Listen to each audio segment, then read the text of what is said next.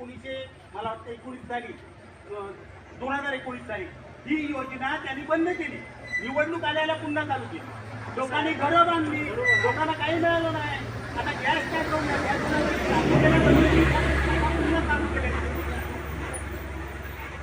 हे फक्त तुम्ही आमचं काय करताय डोळ्याला पाणी लावा. जेव्हा असं जर काय असेल तर तुम्हाला नम्र विनंती आहे, नका येऊ इकडे घेऊ.